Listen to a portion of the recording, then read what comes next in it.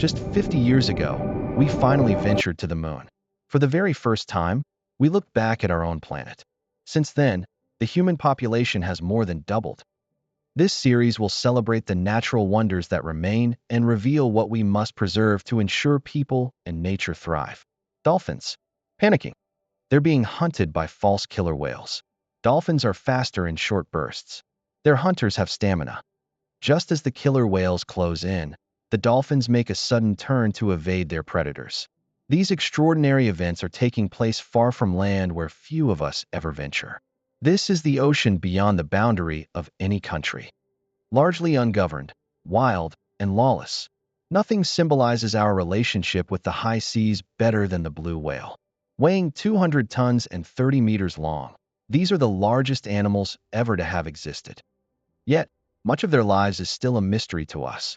Blue whales live far out to sea, roaming every ocean from the tropics to the poles. We have only recently discovered a few special places where they come close to shore. The Gulf of California, on Mexico's Pacific coast. This is a sanctuary for blue whales.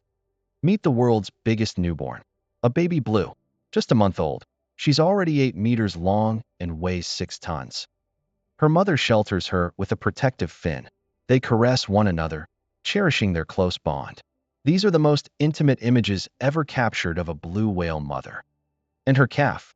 This female will give birth only once every 2 or 3 years, so each baby blue is extremely precious. The calf will grow 3 tons a month. Once, there were more than 300,000 blue whales.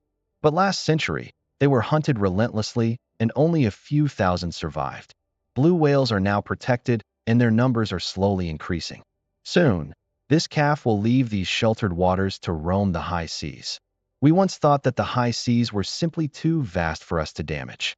But we now know that her ocean home is under threat as never before. Out here in the big blue, there remain a few pristine places to remind us how rich the oceans can still be. Spinner dolphins. In the Pacific off the coast of Costa Rica, Central America, they're starting to gather in great numbers. Spinners live in pods, groups of individuals linked by complex social relationships. The dolphins constantly touch and talk with one another using a language of clicks and whistles. They're shadowed by yellowfin tuna. The tuna rely on the dolphins to find food. Everyone is searching for the same prey. Lanternfish, the most numerous fish on the planet.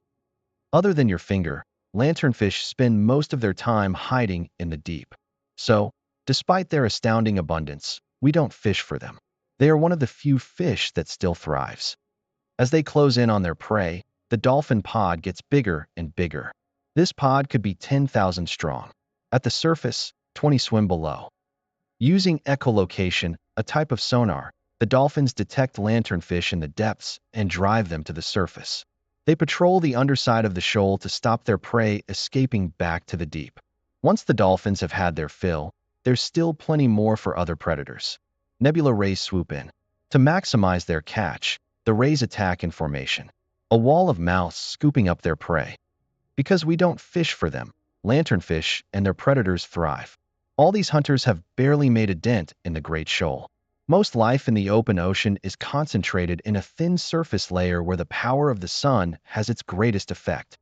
These sunlit shallows are fertilized in a surprising way. As the dolphins produce waste, they play a vital role recycling nutrients from the deep up to the surface. This marine manure helps to fuel the basis of all life in the open ocean. Phytoplankton, microscopic drifting plants. They combine nutrients in seawater with energy from the sun to create the very foundation of every food chain out here. So, all animals, from the smallest fish to the largest whale, ultimately depend on these tiny plants for food. And, in turn, the phytoplankton benefits from the nutrients produced by these animals. Crucially, phytoplankton also produce half the oxygen in the air we breathe. So, no matter where you live, you can thank these exquisite little plants for every other breath you take. In ideal conditions, they can bloom to such an extent that great swathes of the ocean turn green. Surprisingly, phytoplankton also play a vital role in cloud formation. Moisture evaporating from the ocean condenses around tiny particles created by the plankton. These droplets combine to grow into colossal clouds. They can rise 20 kilometers into the atmosphere. These oceanic clouds reflect the sun's energy back into space, helping to protect the Earth from rising temperatures. Not only do the oceans produce half the oxygen we breathe, they also drive the weather and climate, transporting life-giving fresh water around the world. The high seas are the life support system of our planet. They have such power simply because they're so vast. The oceans cover two-thirds of the globe, and that's just the surface. They're also immensely deep.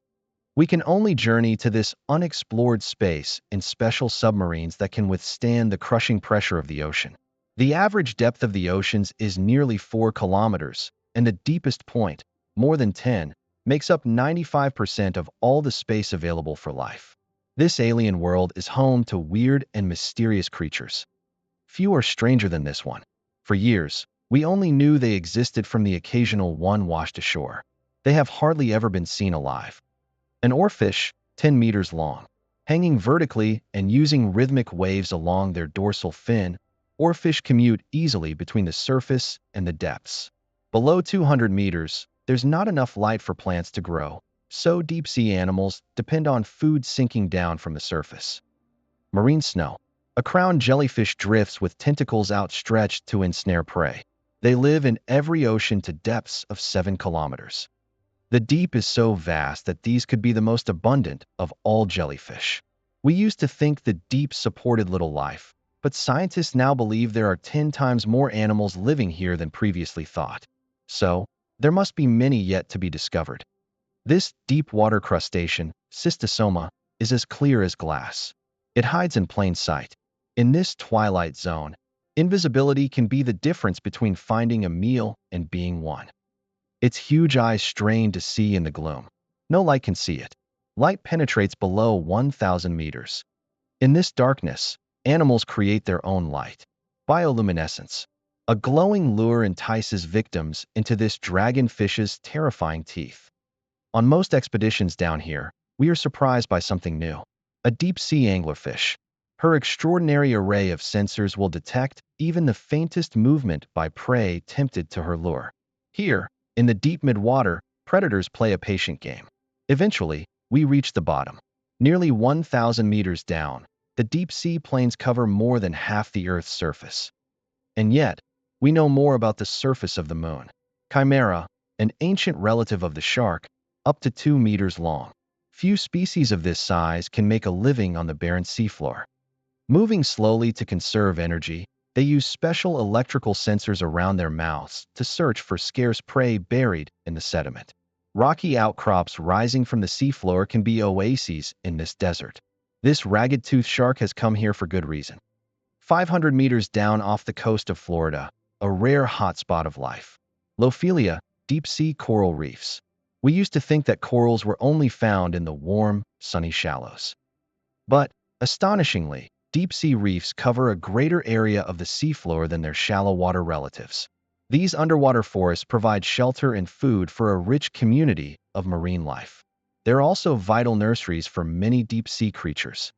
The corals are made up of many anemone-like individuals, polyps, that live in colonies connected by a hard skeleton. The polyps have stinging cells in their tentacles to snare passing prey, their only source of food. But they don't always get to keep their catch. A bristleworm has set up home within the coral. It checks the polyps for a freshly caught morsel and steals it from the coral. But this theft is actually a protection bracket. Urchins attack and eat the corals. Time for payback. The urchin may have protected spines, but the worm has a shocking weapon and goes on the attack. The urchin has been seen off, and the worm has saved its home. Like most deep-sea animals, these corals grow extremely slowly. Some reefs may be 40,000 years old. Despite being so far beneath the surface, these corals are still within our reach. Deep-sea fishing nets, dragged across the seafloor, reduce the fragile reefs to rubble. Half of all deep-sea corals have already been destroyed. It will take centuries for these communities to recover. Beyond the boundary of any one country, the high seas are wild and dangerous. Wild and barely protected. Wildest of all, the Southern Ocean, home of the albatross. Albatross live solitary lives far out to sea.